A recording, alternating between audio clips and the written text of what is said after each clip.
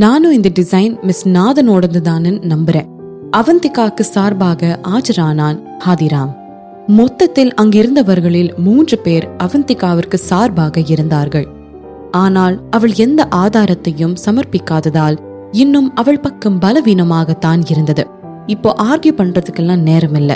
நாங்க சர்ஜரி பண்ண போகட்டுமா வேணாமா என்று கேட்டான் ஷியாம். அவனுக்கு இவர்களது அலும்புகளை எல்லாம் பார்க்க அலுப்பாக இருந்தது. அவனுக்கும் பார்க்க இன்னும் நிறைய வேலைகள் இருந்தன.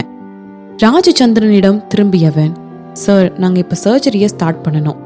இவங்க 2 பேரோடதுல யாரோட ப்ராடக்ட் எடுத்துக்கிட்டு போகட்டும்னு சொல்லுங்க என்று கேட்டான் ஷியாம்.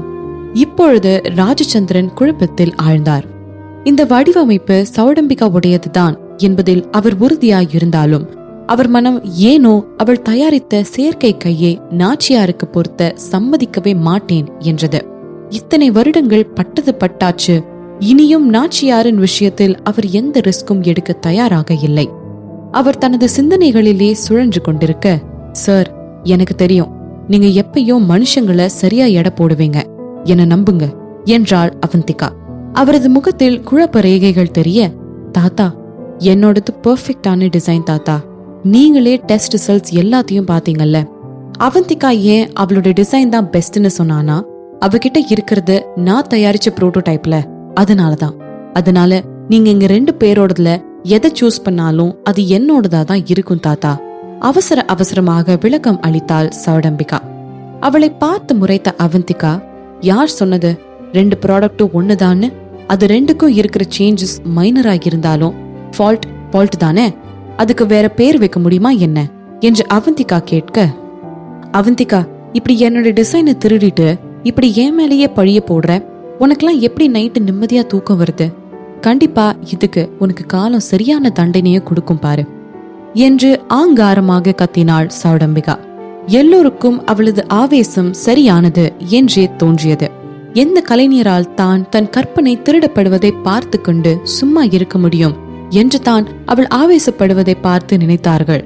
அதையும் தாண்டி அவந்திகா இப்படி கொஞ்சம் கூட வெட்கம் இல்லாமல் நடந்து கொள்கிறாளே, எப்படி இவளால் இப்படி கீழ்த்தரமாக இறங்க முடிகிறது என்று எல்லோரும் ஆச்சரியப்பட்டு போனார்கள்.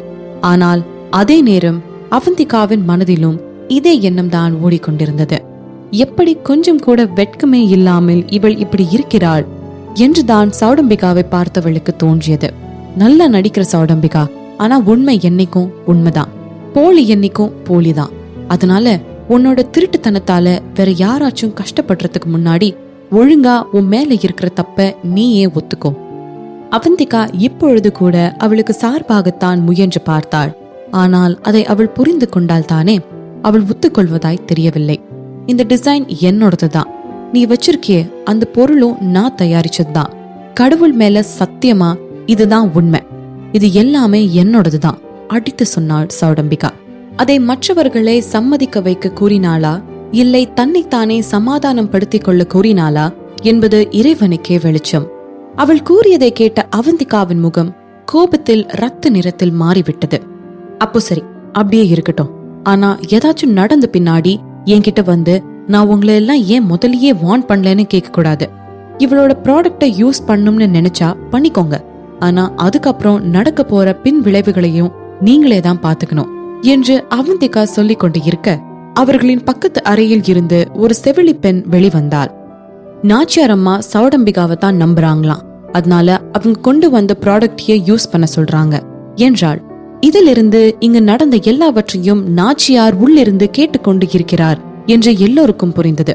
அவர்தான் இந்த செவிலி பெண்ணிடம் தனது விருப்பத்தையும் முடிவையும் சொல்லி இவர்களிடம் சொல்லுமாறு அனுப்பி வைத்திருக்கிறார். சௌடம்பிகா மேல் தான் அவர் அதிகமான நம்பிக்கையை வைத்திருக்கிறார் என்று எல்லோருக்கும் தெரிந்ததுதானே. அவர்தான் அனாதையாக இருந்தவளை தத்தெடுத்து வளர்த்தார். அதனால் தான் காட்டிய அன்பிற்கு அவள் என்றுமே துரோகம் செய்ய மாட்டாள் என்று நம்பினார் நாச்சியார். அதனாலேயே அவள் மேல் அளவற்ற நம்பிக்கை வைத்திருந்தார். நாச்சியாரை சொல்லி அனுப்பிவிட்ட பிறகு தான் என்ன முடிவை எடுக்க என்று நினைத்த ராஜச்சந்திரன், சரி அப்ப சௌடம்பிகா கொண்டு வந்ததையே யூஸ் பண்ணுங்க என்று சொல்லிவிட்டார் ராஜச்சந்திரன். இதை கேட்ட சௌடம்பிகாவிற்கு சந்தோஷம் தாங்கவில்லை. இறுதியாக அவந்திகா தோற்றுவிட்டாள். அங்கிருந்த கூட்டத்தில் இருந்தவர்களும் அவந்திகாவை ஒரு மிதப்போடு பார்த்து வைத்தார்கள். தன்னுடைய மொத்த திட்டமும் இப்படி பாழாய் போய்விட்டதை நினைத்து அவந்திகாவிற்கு கோபம் வரும், சோகம் வரும், அழுகை வரும் என்றெல்லாம் அங்கிருந்த ஒவ்வொருவரும் ஆவலுடன் எதிர்பார்த்தார்கள். ஆனால் அப்படி நினைத்தவர்கள் எல்லோருக்குமே அவந்திகா ஏமாற்றத்தை மட்டுமே பரிசளித்தாள். அவள் எந்த உணர்ச்சியையும் வெளிக்காட்டாமல் மெதுவாக நடந்து போய் அங்கு கொஞ்ச தூரத்தில் இருந்த வரிசை இருக்கைகளில் ஒன்றில் அமர்ந்து கொண்டாள். அறுவை சிகிச்சை முடிவதற்காக காத்திருக்கிறாள் போலும். அவள் அங்கேயே இருப்பதை பார்த்த சந்திரன் குடும்ப உறுப்பினர்களுள் சிலர் அவளை பற்றி வாய்க்கு வந்த வண்ணம் பேச ஆரம்பித்திருந்தனர். அவந்திகா அவர்களை விட்டு கொஞ்சம் தூரத்தில் அமர்ந்து இருந்ததால் அவளுக்கு எதுவும் கேட்கவில்லை. அப்படியே கேட்டிருந்தாலும் அவள் அவற்றிற்கு அலட்டிக் கொள்ளவே மாட்டாள் என்பது வேறு விஷயம். ஆனால் அருண் அவளை போல் இல்லையே. அவர்கள் பேசுவதை கேட்டுக்கொண்டு பொறுக்க முடியாமல் அவந்திகா இருக்கும் இடத்திற்கு வந்தவன், அக்கா, அவங்களாம் ரொம்ப ஓவரா போயிட்டு இருக்காங்க, லூசுங்களா அவங்க, இப்படி உங்களை நம்பாம அந்த சௌடம்பிகாவை போய் நம்பி இருக்காங்க. அவனுக்கு அதை நினைக்க நினைக்க தாழவே இல்லை. மிஸ் நாதன், உங்ககிட்ட வேற ஏதாச்சும் பிளான் இருக்கா? உங்க மேல எந்த தப்பும் இல்லைன்னு நிரூபிக்க என்று கேட்டான் அருணுக்கு பின்னே நின்று கொண்டிருந்த ஹாதிராம். அவனாலும் அவந்திகாவிற்கு நடந்து கொண்டிருந்தவற்றை கொஞ்சம் கூட சகித்து கொள்ளவே முடியவில்லை. இப்போ எதுக்கு இப்படி 2 பேரும் புலம்பிட்டு இருக்கீங்க? இதெல்லாம் நான் எதிர்பார்த்து வந்ததுதான் என்று அவந்திகா தட்டையாக கூற, அவள் கூறியதை கேட்டவர்களுக்குத்தான் இதெல்லாம் நடக்கும் என்று அவளுக்கு தெரிந்திருந்தும் ஏன் இப்படி செய்கிறாள் என்று ஒன்னும் புரியவில்லை. என்னக்கா சொல்றீங்க? இதெல்லாம் தான் நடக்கும்னு உங்களுக்கு முன்னாடியே தெரிஞ்சிருந்தா அப்புறம் எதுக்கு நாம இங்க வந்து இப்படி அவமானப்படணும்? முதலையே நம்ம லாயரை கூப்பிட்டு அந்த சௌடம்பிகா உங்க டிசைனை திருடிட்டான்னு கேஸ் போட்டிருக்கலாம்ல? ஆதங்கம் தாங்காமல் கேட்டான் அருண். அவனை பார்த்து மென்மையாக சிரித்தவள், கண்டிப்பா நம்ம ஸ்டீஃபனை இதுல ஆதாரமா கொண்டு வந்து நிறுத்த முடியாது அருண். அப்படி பண்ணா அவனும் கண்டிப்பா சௌடம்பிகாவை காட்டி கொடுக்க மாட்டான் என்றாள் அவந்திகா. அப்படி அவன் சௌடம்பிகாவை காட்டி கொடுத்தாலும் அவன்தான் அப்போ அவளுக்கு அவந்திகாவின் வடிவமைப்பை திருட உதவி செய்திருக்கிறான் என்று தெரிய வந்து விடுமே. அதாவது அவன் செய்ததும் குற்றம் என்ற பட்டியலில் இடம்பெற்று அவனும் குற்றவாளிகளின் பட்டியலில் இடம்பெற்று விடுவான். அப்படியானால் சௌடம்பிகாவை காட்டி கொடுப்பதும் அவனை காட்டி கொடுப்பதும் ஒன்றுதானே. அதனால் நிச்சயம் அவன் சௌடம்பிகாவிற்கு எதிராக வாயை திறக்க மாட்டான் என்பது நிச்சயம். இதெல்லாம் தெரிந்து இருந்ததால் தானே இத்தனை தைரியமாக சௌடம்பிகாவும் இத்தனை ஆட்டம் ஆடிக்கொண்டிருக்கிறாள். இப்ப நாம என்னதாங்க பண்றது? அவ ஜெயிக்க உங்களுக்கு கிடைக்க வேண்டிய எல்லாத்தையும் அவ அள்ளிட்டு போறத உட்கார்ந்து பார்த்துட்டு இருக்க சொல்றீங்களா? அடக்க மாட்டாமல் வெடித்தான் Arunagiri. Don't worry Arun, proof இன்னும் கொஞ்ச நேரத்துல தானா வெளிவந்துடும் என்றபடி மென்மையாக சிரித்தாள். இதை கேட்ட அருணுக்கும் ஹாதிராமுக்கும் ஆச்சரியம் தாழவில்லை. அக்கா, என்ன சொல்றீங்க? அது என்ன ப்ரூஃப் என்று கேட்டான் ஆச்சரியத்தில் விரிந்த முட்டை கண்களுடன். ஃபால்ட்டான ப்ராடக்ட் தான் ப்ரூஃப் என்ற பதில் வந்தது அவந்திகாவிடம் இருந்து இல்லை, இவர்களை நோக்கி வந்து கொண்டிருந்த ரவிச்சந்திரனிடம் இருந்து வந்தது. அருணும் ஹாதிராமும் ஒன்றும் புரியாமல் ஒருவரின் முகத்தை ஒருவர் பார்த்து கொண்டனர். இன்னுமே அவர்கள் இருவரும் என்ன சொல்ல வருகிறார்கள் என்று அருணுக்கும் ஹாதிராமுக்கும் புரியவில்லை. ஆனால் இவர்களது குழம்பிய முகத்தை பார்த்ததும் பாவம் பார்த்து அவன் விளக்கம் கூட தரவில்லை. மாறாக, நான் அவந்திகா கிட்ட கொஞ்சம் தனியா பேசணும் என்றான் ரவிச்சந்திரன். இவர்கள் இருவரும் அவனுக்கு பதில் சொல்லும் முன்பே அவந்திகாவின் அருகில் அமர்ந்தவன், நான் சொன்னது சரிதானே என்று கேட்டான். அவளும் தலையசைத்தபடி என்றாள். பின் விளைவு என்னவாயிருக்கும்? இது ரவிச்சந்திரன், ரொம்ப பெரிய ஆபத்தெல்லாம் இருக்காது, கொஞ்சம் தசையில வலி இருக்கும் என்றாள் தட்டையாக. இதை நிறுத்தணும்னு நீ நினைக்கலையா என்று கேட்டான். அவளோ, இதே கேள்விய நான் உங்ககிட்டயும் கேட்கலாம்ல என்றாள். உதட்டை வளைத்து சிரித்தவன், சில பேருக்கெல்லாம் கொஞ்சம் பெருசா பட்டாதான் நம்ம எவ்வளவு பெரிய தப்பு பண்றோம்ன்ற யதார்த்தமே புரியும். இல்லனா தப்பே பண்ணாதவங்களுக்கு எப்படி நியாயம் கிடைக்கும்? அப்படியே நடந்துட்டு இருந்தா தப்பு பண்ணவங்க எல்லாம் எப்படியும் இப்படி தலை கால் புரியாம தான் ஆடிட்டு இருப்பாங்க என்றான் சிறு சுணக்கத்தோடு. நான் இதெல்லாம் நான் நல்லவேன்னு அவங்க எல்லார் முன்னாடியும் நிரூபிக்கிறதுக்காக எல்லாம் பண்ணல என்றாள். அதை அணிவகுத்து நின்ற என் பையனுக்காக மட்டும்தான் என்ற வார்த்தைகள் அவள் சொல்லவில்லை. ஆனால் அவள் கூறியதை கேட்டுக்கொண்டிருந்த ரவிச்சந்திரன் அவள் சொன்னதையும் புரிந்து கொண்டான், சொல்லாததையும் புரிந்து கொண்டான். உண்மைதான், நம்ம ஒவ்வொருத்தங்க கிட்டையும் நான் நல்லவன்னு போய் சொல்லிட்டு இருக்க எந்த அவசியமே இல்லை. அதோட முகமூடியோடையே சாகர வர வாழ்றதும் சாத்தியமான ஒரு விஷயம் கிடையாது. என்னைக்கா இருந்தாலும் ஒரு நாள் போட்டிருக்க முகமுடி கிழிஞ்சுதான் போகும். அதெல்லாம் விட்டுட்டு நம்ம நாமளா இருந்தே கூட அடுத்தவங்களை வசியம் பண்ணலாம் என்றவன் நீ என்ன பண்ண மாதிரி என்ற வார்த்தைகளை தொண்டையின் உள்ளேயே முழுங்கி விட்டான். உனக்காக மட்டும்தான் எனக்கு பிடிச்சிருக்க அவந்திகா. நீ உன்னை வெளிப்படுத்துற விதம், உன்னோட அளவில்லா தன்னம்பிக்கை, ஆளுமையான குணம், என் விதி என் கையில தான் நீ நடந்துக்கிற விதம், உன்னோட திறமைகள், உன்னோட குணம் எல்லாமே எல்லாமே ரொம்ப அழகானது. ஒரு பொண்ணுக்கு அழகு சேர்க்கிற எல்லா விஷயமும் உன்கிட்ட இருக்கு. ஆனா இது எல்லாத்தையும் விட நான் உன்னை ஒரு விஷயத்துல ரொம்ப லவ் பண்றேன். அது நீயா இருக்கிறதுனால மட்டும்தான். யாருக்காகவும் உன்னை நீ மாத்திக்கிட்டு போலியா நடிக்கிறது இல்லை. உன்னோட இடத்தை என் வாழ்க்கையில யாராலும் ரீப்ளேஸ் பண்ண முடியாது. நான் பேசாத மௌனம் எல்லாம் உன் கண்கள் பேசும். உன்னை காணாத நேரம் என்னை கடிகாரம் கேட்கும். மணல் மீது தூவும் மழை போலவே மனதோடு நீதான் நுழைந்தாயடி. முதல் பெண்தானே நீதானே, எனக்குள் நானே ஏற்பேனே. இனி நீயும் நானும் ஒன்றாய் சேர்ந்தால் காதல் 2 எழுத்து. ஒரு பெரிய காதல் கடிதத்தையே சொன்னான் ரவிச்சந்திரன். பின் குறிப்பு என்னவென்றால் இவை எல்லாவற்றையும் சொன்னது அவனது மனதுக்குள்ளேயேதான். அவந்திகா இந்த பிரச்சனையில் இருந்து வெற்றி பெற்று வாகை சூடி வெளிவந்த பிறகு இன்று தனது குடும்பம் அவந்திகாவை பார்க்கும் கண்ணோட்டம் வெகுவாக மாறுபடும் என்று ரவிச்சந்திரனுக்கு ஆழமான நம்பிக்கை இருந்தது. அவந்திகா ஒரு ஒன்றுக்கும் உதவாத பெண் என்று அவர்களுக்கு இருந்த எண்ணம் அப்படியே தலைகீழாக மாறுபடும். அதன் பிறகு அவர்கள் யாரும் இவளை ஏளனமாகவோ தரைக்குறைவாகவோ நிச்சயம் பார்க்க மாட்டார்கள். இவள் மேல் இதுவரை இருந்த குறைகளும் இவளை பற்றிய தப்பான அபிப்பிராயங்களும் முற்றிலுமாக மாறப்போகிறது. ஆனால் அவள் சொன்னதை போல மேற் சொன்னவற்றிற்காக எல்லாம் அவள் இதையெல்லாம் பண்ணவில்லை. அவளின் ஒரே நோக்கம் கௌதம் மட்டும்தான். அவனின் கஸ்டடிக்காக மட்டும்தான். அவள் முகத்தில் ஒரு சிறு மாற்றத்தையாவது கொண்டு வர முடியுமா என்று அவனின் குடும்பத்தார் எல்லோரும் தங்களுக்கு தமிழில் தெரிந்த எல்லா வார்த்தைகளையும் பயன்படுத்தி கொண்டிருந்தார்கள். ஆனால் அவந்திகாவிடம் அவர்களது வார்த்தைக்கான எந்த பிரதிபலிப்பும் இல்லை. ஆனால் அவர்களில் அதிக இருமாப்புடன் இருந்தது தனது தாய்தான் என்று நினைக்கையில்தான் அவனுக்கு வருத்தமாக இருந்தது. ரவி, இங்க வா, நான் உன்கிட்ட பேசணும், கோபமாக சொன்னார் சுலோச்சனா. அவருக்கு அவன் அவந்திகா பக்கம் அமர்ந்திருப்பதை பார்க்கவே பிடிக்கவில்லை. அவந்திகாவும் ரவியும் நெருங்கி அமர்ந்திருப்பதை பார்த்த பூர்ணிமா கூட முகம் சுருங்கி போய் நின்று கொண்டிருந்தாள். அவந்திகாவிடம் திரும்பியவன், நான் அங்க போறேன், உன்னை இந்த மாதிரி ஒரு சிரமத்துல தள்ளினதுக்கு என்ன மன்னிச்சிரு, நான் என்னால முடிஞ்ச எல்லா உதவியும் பண்ண ட்ரை பண்றேன் என்றபடி எழுந்து நின்றான். எனக்கு எந்த சிரமமும் இல்ல என்றாள் அவந்திகா. அவளை பார்த்து மென்மையாக சிரித்தவன், சரி உனக்கு எந்த சிரமமும் இல்ல, ஆனா எனக்கு மன்னிப்பு கேட்கணும்னு தோணுச்சு, அதான் கேட்டேன். அவந்திகாவிற்கு ரவியின் குடும்பம் அவளை பற்றி வாய்க்கு வந்ததை எல்லாம் பேசுவது பற்றி எந்த கவலையும் இல்லை என்று அவனுக்கு தெரியும் தான். ஆனாலும் அவள் இப்படி நடத்தப்படுவதை அவன் விரும்பவில்லை. அதோடு அவள் சார்பாக அவளுக்கு பரிந்து கொண்டு இவன் உள்ளே இறங்க வேண்டும் என்று அவள் எதிர்பார்க்கவும் இல்லை என்பதும் அவனுக்கு தெரியும். அவளை ஆழ்ந்து பார்த்தவன், சரி நான் அப்புறமா பேசுறேன் என்று கூறிவிட்டு அந்த இடத்தை விட்டு நகர்ந்து விட்டான். அவன் நகர்ந்த நொடி இவள் பக்கத்தில் வந்த அருண், அக்கா நீங்க 2 பேரும் என்ன பேசியிருந்தீங்க, எனக்கு ஒண்ணுமே புரியல என்றான். அவன் கூறியதை கேட்டு அவனை புரியாமல் பார்த்தவன், ஒண்ணுமே புரியலையா என்று கேட்டார். அக்கா போதும், என்ன அப்படி பார்க்காதீங்க, உங்களுக்கு தெரியும் தானே நான் உங்க 2 பேர் மாதிரி கிடையாது, சாதாரண அறிவு இருக்கிற சாதாரண மனுஷன், அதனால்தான் நீங்க 2 பேரும் பேசினது எனக்கு புரியல. குழந்தை என்ன உதட்டை புதுக்கினான் அருண். அவனது முக பாவங்களை பார்த்து சிரித்தவள், நிறையெல்லாம் ஒன்னும் பேசல, அவருக்கு என்னோட பிளான் என்னன்னு புரிஞ்சிருக்கு, அவ்வளவுதான் என்றாள் அவந்திகா. உங்க பிளானா? அது எங்க இருந்து முளைச்சு வந்துச்சு? உங்க கூடயே தான் இருக்கேன், எனக்கு எப்படி காத்து தெரியாம போச்சு என்றான் அருண். அவந்திகா திரும்பி சௌடம்பிகாவை பார்த்தாள்.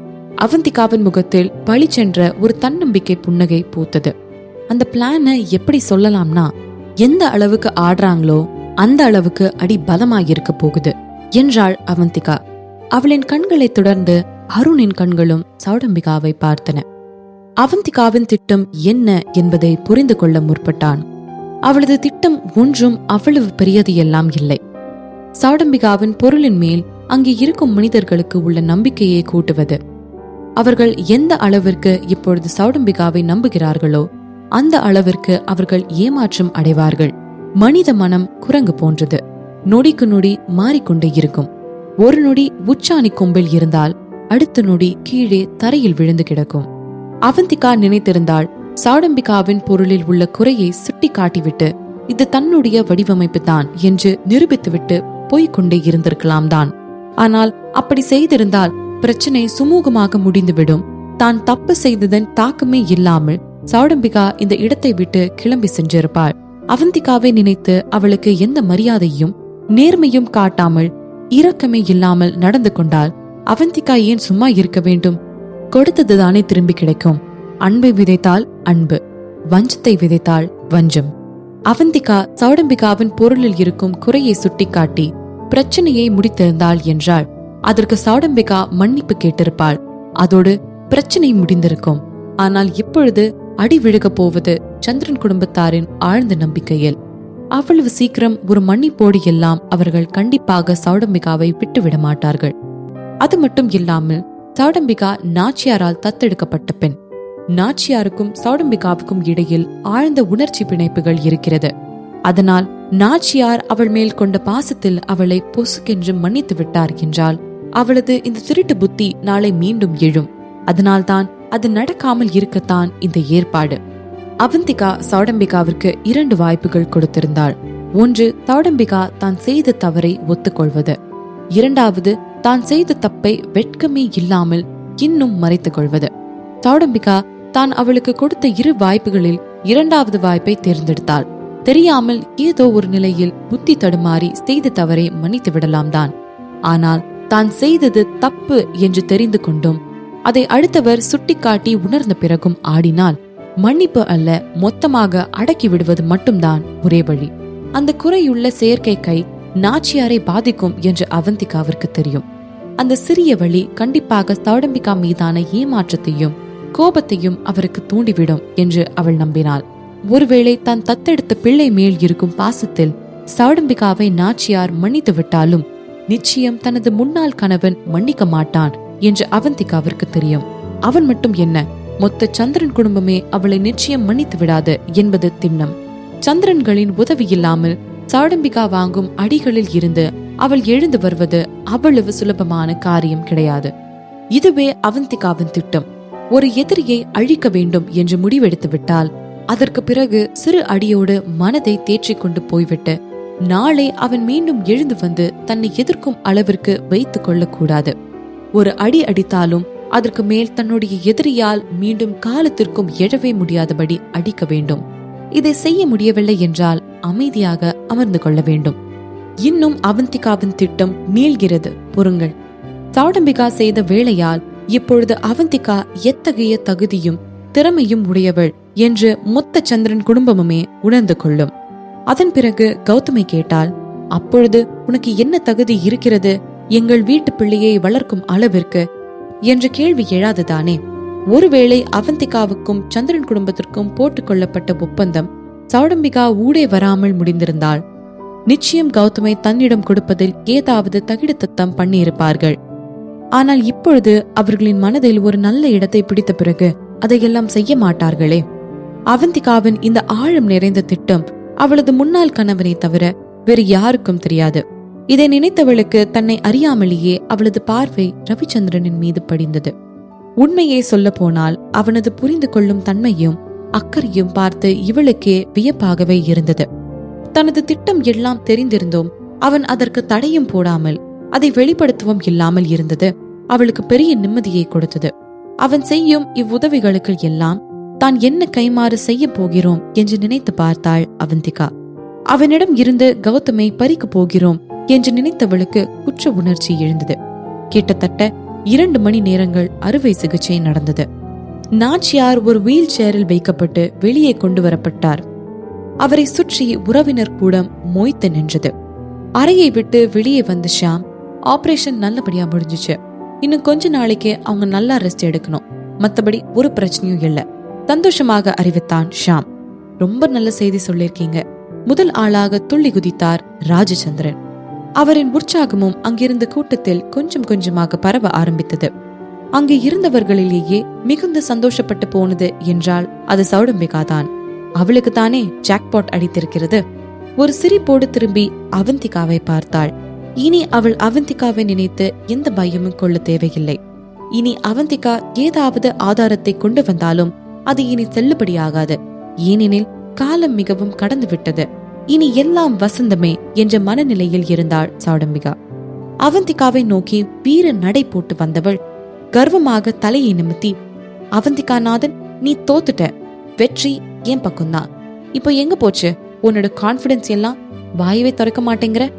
You are a loser. புரிஞ்சுதா? நீ தோத்து போயிட்ட. வேணும் இது உனக்கு என்றாள் சௌடம்பிகா. அவளை பார்த்து நிமிர்வாக எழுந்து நின்ற அவந்திகா, சீரியஸ்லி நீ ஜெயிச்சிட்டேன்னு நினைக்கிறியா என்று கேட்டாள். பின்ன நீயா ஜெயிச்ச? காமெடி பண்ணாத. நான் தான் இதுல ஜெயிச்சேன், நீ தோத்துட்ட என்று சௌடம்பிகா கூற, அந்த நொடி ஒரு அலறல் சத்தம் கேட்க மருத்துவமனையின் தரையில் ரத்தம் கசிந்து கீழே விழுந்தது. அந்த வெராண்டாவில் இருந்த அத்தனை பேர் முகத்திலும் பதற்றம் தொற்றிக் கொண்டது. என்ன ஆச்சு நாச்சரம்மா, என்ன ஆச்சு? டாக்டர் சீக்கிரம் வாங்க, வந்து என்ன ஆச்சுன்னு பாருங்க, ஆவேசமாக கத்தினார் ராஜச்சந்திரன். இந்த சத்தங்களை கேட்டு சௌடம்பிகா திரும்பி பார்க்க அங்கே நாச்சியார் மீண்டும் வார்டினுள் அழைத்து செல்லப்பட்டு கொண்டிருந்தார். வலியினால் முணங்கிக் கொண்டிருக்கும் நாச்சியாரை மருத்துவர்களும் செவிலியர்களும் என்ன ஆனது என்று புரியாமல் பார்த்து கொண்டிருக்க, மொத்த சந்திரன் குடும்பமே ஒன்றும் புரியாமல் பதறி போய் நின்று கொண்டிருந்தது. இதை பார்த்த சௌடம்பிகாவிற்கு ஒரு நிமிடம் உலகமே இருண்டது போல் இருந்தது. என்ன நடக்குது இங்க? அவளுக்கு ஒன்றும் புரியவில்லை. அவளுள் ஏதோ இனம் புரியா பயம் தோன்ற ஆரம்பித்தது. என்னாச்சு? என்ன நடக்குதுன்னு புரியலையா? நீ தோத்து போயிட்ட. அவந்திகாவின் குரல் பின்னிருந்து தெளிவாக வந்து விழுந்தது சௌடம்பிகாவின் காதுகளுக்கு. படார் என பின்னால் திரும்பியவள், நான் தோத்துட்டனா? இல்ல, வாய்ப்பே இல்ல, கோபமாக கர்ஜித்தாள். இல்லை இல்லை என்றபடி வேகமாக தலையை இடவளமாக ஆட்டினாள் சௌடம்பிகா. அவள் நகர்ந்து நாச்சியார் இருக்கும் அறைக்கு சென்றாள். அங்கு நாச்சியார் வழி தாங்காமல் அனத்திக் கொண்டிருந்தார். அவள் தயாரித்து எடுத்து வந்திருந்த செயற்கை கையில் ஆங்காங்கே பிளவு விட்டு இருந்தது. சௌடம்பிகா, என்னமா நடக்குதுங்க? இதெல்லாம் என்ன என்று கேட்டபடி ராஜச்சந்திரன் முறைத்த முறைப்பில் நடுநடுங்கி போய்விட்டாள் சௌடம்பிகா. அவள் முகத்தில் பயம் அப்பட்டமாக தெரிய, என்னன்னு தெரியல தாத்தா என்றாள் திக்கி திணறியபடி. இது நீ பண்ண டிசைன் தானே, அப்புறம் எப்படி அதுல எங்க குறை இருக்குன்னு உனக்கு தெரியாம போகும்? கூட்டத்தில் இருந்த ஒருத்தன் கேட்டான். அதானே, ஆபரேஷன் பண்ண கொஞ்ச நேரத்திலேயே அந்த பொண்ணு கொண்டு வந்த கை வேற வெடிச்சிருச்சு. நாச்சியார் அம்மாக்கு ஏதாச்சும் ஆச்சுன்னா என்ன பண்றது? இது அடுத்த ஆள். அவங்களுக்கு மட்டும் ஏதாச்சும் ஆச்சுன்னா நாங்க உன்னை மன்னிக்கவே மாட்டோம். இது அடுத்த ஆள். முன்னரே சொன்னது போல் குரங்கு மனம் மாற ஆரம்பித்து விட்டதா? இந்த மிரட்டல்களை கேட்ட சௌடம்பிகாவிற்கு பயத்தில் முகம் வெளுத்து போய் கை விரல்கள் நாட்டியம் ஆடத் தொடங்கி இருந்தன. இத்தகைய ஒரு நிகழ்வை அவள் கொஞ்சம் கூட எதிர்பார்க்கவில்லை. போதும், சண்டை போடுறத நிறுத்துங்க, கோபமாக சொன்னான் ஷியாம் சிரஞ்சீவ். இந்த ஆர்டிபிஷியல் ஆர்ம் இப்ப வெடிச்சு விரிசல் விட்டுருச்சு. சின்னதா பாதிப்பா இருந்தாலும் அவங்களோட நரம்பு மண்டலத்தை இது பாதிச்சிருக்கு. இப்ப நாங்க மறுபடியும் இந்த ஆர்ம் ஆபரேஷனை பண்ணி ரிமூவ் பண்ணி ஆகணும். அதுக்கு உங்க குடும்பத்துல இருக்கிறவங்களோட சைன் எனக்கு வேண்டும் என்று அவன் கேட்க, நான் உங்களுக்கு சைன் பண்ணி தரேன். இப்போ எப்படியாச்சும் அவளை காப்பாத்துங்க மன்றாடினார் ராஜச்சந்திரன். அவரால் நாச்சியாரின் வழியில் சுணங்கிய முகத்தை பார்க்கவே முடியவில்லை. மருத்துவர்கள் எல்லோரும் மீண்டும் ஒரு அறுவை சிகிச்சை செய்ய தயாரானார்கள். அந்த அறையின் கதவு சாத்தப்பட்ட மறுநொடி சௌடம்பிகாவிடம் கோபமாக திரும்பிய ராஜச்சந்திரன், நீ கொண்டு வந்த பொருளை டெஸ்ட் பண்ணி பார்த்துதானே கொண்டு வந்த? என்ன இதெல்லாம்? அனல் தெரித்தது அவரது வார்த்தைகளில். எல்லாம் நல்லபடியாக முடிந்து விட்டது என்று நிம்மதி பெருமூச்சு விட்ட நிலையில், இது என்ன நிலைமை, இன்னும் எவ்வளவு மோசமாக போகிறது என்று அவளுக்கு ஆயாசமாக இருந்தது. அவரது முன்னாள் மனைவியின் வழியை பார்த்தவருக்கு அதற்கு காரணமான சௌடம்பிகாவை நாறு நாராக கிழித்து போடும் ஆத்திரம் வந்தது. அவர் அவளது பதிலை எதிர்பார்த்து அவளை தீவிரமாக முறைத்தவாறு காத்து கொண்டிருக்க பயத்தில் சௌடம்பிகாவிற்கு உடலெல்லாம் வெளவெளத்து போனது. தாத்தா, இங்க என்ன நடக்குதுன்னு எனக்கு ஒண்ணுமே புரியல. நாங்க டெஸ்ட் பண்ணி பார்த்தப்ப எல்லாம் சரியாதான் இருந்துச்சு என்றால் நடுங்கும் குரலில். அது எப்படிமா? நீதானே டிசைன் பண்ண, அப்புறம் எப்படி உனக்கு தெரியாம இருக்கும்? சொல்லு சௌடம்பிகா, ஏன் இப்படிலாம் நடக்குது? சுலோச்சனா கூட கோபமாக கேட்டார். எனக்கு தெரியல, நான் பார்த்தப்போ எல்லாம் நல்லா தான் இருந்துச்சு. வெளவெளுத்து போய் பதில் சொன்னாள் சௌடம்பிகா. அது எப்படி உனக்கு தெரியாம போகும்? ராஜச்சந்திரனின் வார்த்தைகளில் அத்தனை அழுத்தம். அவளுக்கு ஏன் தெரியல அப்படின்னா இது அவ உருவாக்கின டிசைனே இல்ல. அவந்திகாவின் வார்த்தைகள் கூட்டத்தை கிழித்து கொண்டு உள்ளே வந்து விழுந்தன. எல்லோரும் அவள் குரல் வந்த திசையை நோக்கி திரும்பி பார்த்தார்கள். இவர்களை நோக்கி நிமிர்வாக நடந்து கொண்டு வந்திருந்தாள் அவந்திகா சிதம்பரநாதன். சௌடம்பிகாவின் கண்கள் அதிர்ச்சியில் விரிந்தன. அவளுக்கு புரிந்துவிட்டது என்ன தவறு நடந்து இருக்கிறது என்று. இப்பொழுது நடந்திருக்கும் தவறிற்கான காரணம் அவளிடம் இருந்தது போலி வடிவமைப்பு. அப்படி என்றால் அவந்திகாவிடம் இருப்பதுதான் உண்மையானது. இந்த உண்மை தனக்கு மட்டும் இன்றி இப்பொழுது எல்லோருக்கும் தெரிய போகிறது என்பதை நினைத்தவளுக்கு உள்ளுர குளிர் எடுத்தது. இப்பொழுது அவளிடம் இருக்கும் ஒரே வழி என்னவென்றால், அவந்திகாவிடம் என்னை பற்றிய உண்மையை வெளிப்படுத்தி விடாதே என்று கெஞ்சுவது மட்டும்தான். ஆனால் அது இப்பொழுது இருக்கும் நிலையில் சாத்தியமா? நான் தான் முன்னாடியே உங்க எல்லார்கிட்டயும் வார்ன் பண்ணல, அவ திருடின டிசைன் போலியானது, அதனால கண்டிப்பா ப்ராடக்டும் ஃபால்ட்டா தான் இருக்கும்னு என்று அவந்திகா சொல்ல, ஏற்கனவே நடுங்கிக் கொண்டிருந்த சௌடம்பிகாவின் தலையில் இப்பொழுது இடி விழுந்தது போல் இருந்தது. மறுபக்கம் ராஜச்சந்திரனின் முகத்திலோ உணர்ச்சி குவியல்கள். ஆமாம் தானே, அவள் சொன்னால் தானே, முன்னரே அது போலியானது என்று எச்சரித்தாள் தானே. ஆனால் உண்மையை சொன்னவளைத்தான் நடிக்கிறாள், பொய் சொல்கிறாள், நாடகம் ஆடுகிறாள் என்று சொல்லி அவமானப்படுத்தி அனுப்பினோமே. இப்பொழுது உண்மை என்னவென்று எல்லோருக்கும் தெரிய வந்துவிட அவர்கள் எல்லோரின் முகமும் வெட்கத்தில் கஞ்சி போய்விட்டது. அவள் அத்தனை சொல்லியும் கேட்காமல் அவர்கள் எல்லோரும் சௌடம்பிகா பக்கம் நின்றதால் தானே இப்பொழுது இத்தனை பிரச்சனையும். இல்ல, அந்த டிசைன் என்னோடதுதான், நான் அதை யார்கிட்ட இருந்தும் திருடல. தாத்தா என்ன நம்புங்க, அந்த டிசைன் என்னோடதுதான், நான் பண்ணதுதான், பிளீஸ் என்ன நம்புங்க. அதுல ஏதாச்சும் ஒரு சின்ன மிஸ்டேக்கா தான் இருக்கும், எனக்கு இன்னும் ஒரே ஒரு வாய்ப்பு கொடுங்க, நான் சரி பண்ணி கொடுத்துட்றேன் தாத்தா என்று ராஜச்சந்திரனிடம் கெஞ்சினாள் சௌடம்பிகா. What a joke! உனக்கு இதுல என்ன தப்பு இருக்குன்னே கண்டுபிடிக்க முடியலையா? ஆனா இப்பயும் இது உன்னோட டிசைன் தானே நாங்க நம்பணுமா என்றபடி சௌடம்பிகாவை பார்த்து உறுத்து விழித்த அவந்திகா, இவ்ளோ நடந்தும் நீ உன்னோட தப்ப ஒத்துக்க மாட்டேங்கிறல்ல? உன்னோட இந்த சுயநல புத்தியும் பேராச புத்தியும் இல்லனா இன்னைக்கு நாச்சியார் அம்மா இவ்வளவு வேதனையா அனுபவிச்சிருக்க வேண்டிய தேவையே இல்ல. இப்போ நாச்சியார் அம்மாவோட நரம்பு மண்டலத்தை உன்னோட ப்ராடக்ட் அஃபெக்ட் பண்ணதுனால இனி இன்னொரு கைய அவங்களுக்கு வைக்க முடியாம போறதுக்கும் நிறைய வாய்ப்பு இருக்கு என்று அவள் சொல்ல, சௌடம்பிகாவின் கண்கள் அதிர்ச்சியில் விரிந்து விட்டன. அப்பொழுது அவள் மனது இந்த பிரச்சனை அவள் எத்தகைய பிரச்சனைகளில் கொண்டு போய் விட போகிறது என்றே கணக்கு போட்டது. தான் செய்த தவறால் இத்தகைய பின் விளைவு வரும் என்று அவள் சத்தியமாக எதிர்பார்க்கவில்லை. அதனால்தான் சொல்ற சௌடம்பிகா, இன்னும் பிரச்சனை தீவிரமாகறதுக்கு முன்னாடி நீ பண்ண தப்ப ஒத்துக்கோ. உணர்ச்சிகள் அற்ற துடைத்து வைத்த முகத்துடன் அவளை பார்த்து சொன்னாள் அவந்திகா. அவளையே பார்த்து கொண்டிருந்த சௌடம்பிகா வேகமாக தலையாட்டினாள். இல்ல, நான் எந்த தப்பும் பண்ணல, நான் உன்னோட டிசைனை திருடல, நான் உன்னோட டிசைனை திருடல, இப்படி என் மேல பழி போடாத அவந்திகா, ஆங்காரமாக கத்தினாள் சௌடம்பிகா. நீ சொன்ன மாதிரி இந்த டிசைன் உன்னோடது தானா? அதுல என்ன தப்பு இருக்குன்னு சொல்லு, அழுத்தமாக கேட்டான் ரவிச்சந்திரன். அப்படி உன்னால சொல்ல முடியலன்னா அது உன்னோட டிசைன் இல்ல. அவனது சொற்களில் அழுத்தம் கூடியது. ரவி சொல்றது தான் சரி, நீ பண்ண டிசைன் தானே, அப்ப அதுல என்ன தப்பாகி போச்சுன்னு சொல்லு. கூட்டத்தில் இருந்து குரல் எழுந்தது. சௌடம்பிகா, இதுலயே எங்களால இந்த மொத்த நாளையும் வேஸ்ட் பண்ண முடியாது. ஒன்னு டிசைன்ல இருக்கிற தப்பு சொல்லு, இல்ல நீ திருடிட்டேனாச்சும் சொல்லு, கோப குரலில் கேட்டார் சுலோச்சனா.